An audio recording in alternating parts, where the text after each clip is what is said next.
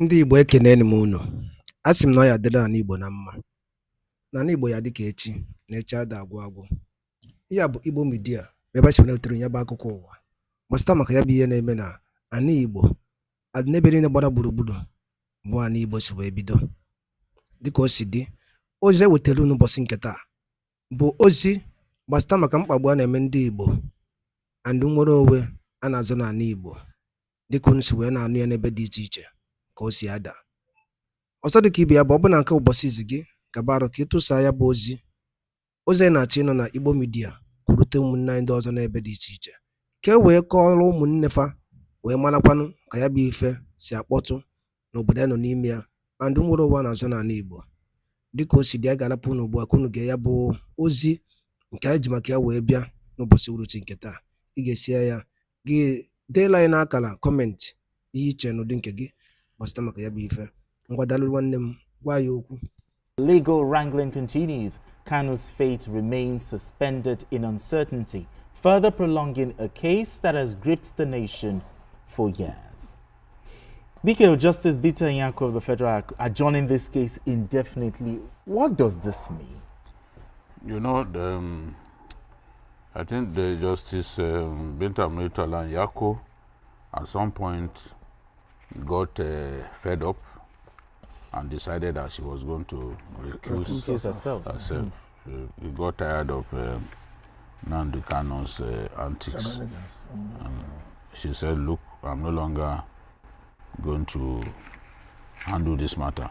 But what today we read a news item earlier that Kanu had been told to show up in court unfailingly today. And when Kanu showed up in court, he was told that indeed the chief judge had refused to take the case to reassign the case to another person. Okay. The chief judge, after Justice Binta Nyako said she was recusing herself, the chief judge declined to allow her to go. The chief judge ruled that she must continue the matter.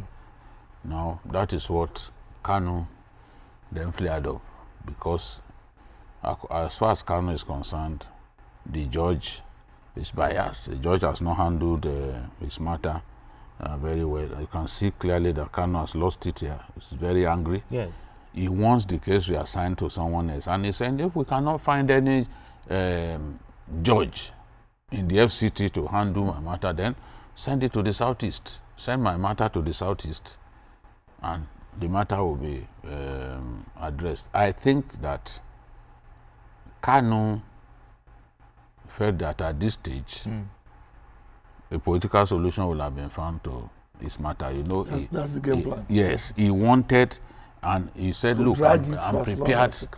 Even if you put me under house arrest, I'm happy. He said that at the time. And he said whatever decision, he also reached out through the federal attorney handling the matter that he would like an out-of-court settlement. Okay. Nothing has happened on that. So despite the efforts that is made to get his matter sorted out of court, he can see that there is no movement along that line. Okay. That can frustrate any man who has been in detention for going to 3 years or so now. Yes, yes, 3 years. So I think since 2021 he's been there. So it's more than 3 years already going to. So any man will be frustrated. But I think it was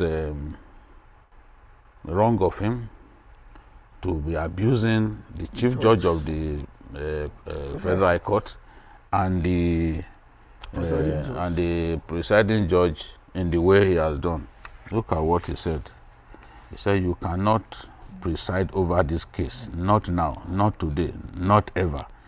You stand recused, as you must leave, and you must leave my case. I don't need you in my case. You are biased. Tell the chief judge that Nnamdi Kanu says so. This is not a court of law. This is a shrine. to injustice, and I will not subject myself to it. You know, the judge tried to say, look, I am going to, the order that I'm going to make right now is an indefinite adjournment, since the chief judge of the High Court, the Federal High Court, had not agreed to Accept the to give, recusal. I mean, agreed to The recusal? yes, and then assigning the matter to another person. And now the Kanu said, you have no jurisdiction to adjourn. None whatsoever. You cannot make an order without jurisdiction. So as far as Nnamdi Kanu is concerned, by recusing herself at the time she did, she had lost any link, any right to continue to preside over that matter. And he's saying, look, I will not allow you to continue to handle my case. So it's like Kanu is trying to force the hand of the judiciary to give him another judge. And I guess they are sensing that it may be difficult for them to find a judge who will agree. But was the chief judge wrong by not giving, Because sometimes another judge on this case, since there is a recusal? I think it's especially when Nnamdi Kanu himself does not want, and his lawyers do not want to continue with this judge. I think the best thing is to give it to another. Give it to another. I've seen during the trial of Al-Mustafa, Okay. there was something that the judge said. He made a similar thing. There was something that the judge said that they said, no, we have lost confidence in you. This and that. The judge had to leave the matter. You know, so this happens from time to time, and you need the accused person to have belief that you will get justice in your court. Otherwise, you cannot force them. Other judges get another judge to handle the matter. Nnamdi Kanu said he's alleging that the courts have been biased, The judge. The judge has been biased against him. But what are your thoughts here? And also, is there still room for a political solution on this Nnamdi Kanu issue? There's always room for a political solution. We know somebody that was sentenced to death here in Lagos, a famous kidnapper, that is still going to school, that is still getting a degree, sentenced to death, which is something that will not happen in any other country in the world. So there's always room for political solution. And you and I know that we know a case of a man who was sent to jail, and they recalled the case for technical reasons, and the man is now a senator. So when it comes to political solution, it can always happen. But in this case, in the case of Nnamdi Kanu, there are 3 levels that everybody's being careful of. Okay. I'm sure the chief judge must have told 1 or 2 judges, I'll give you this case, and they declined. Oh. Because of the high profile nature of the Hmm. case. Because this is a case that even if you win, you lose.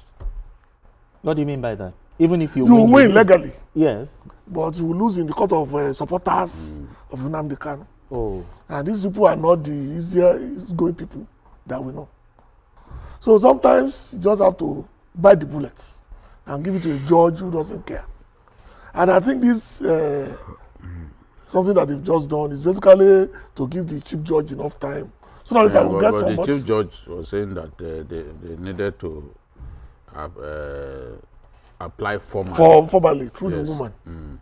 Okay, through the it must go back to her. Okay. They apply formally, and then we'll now get it. Or now maybe the schedule or the post or whatever they do. He told the defendant to file a formal request for the matter to be reassigned. I guess that's how the rule should go. That's the way I've always seen it. That's the way I've But Nnamdi Kanu, as you know, is basically going to say what he said.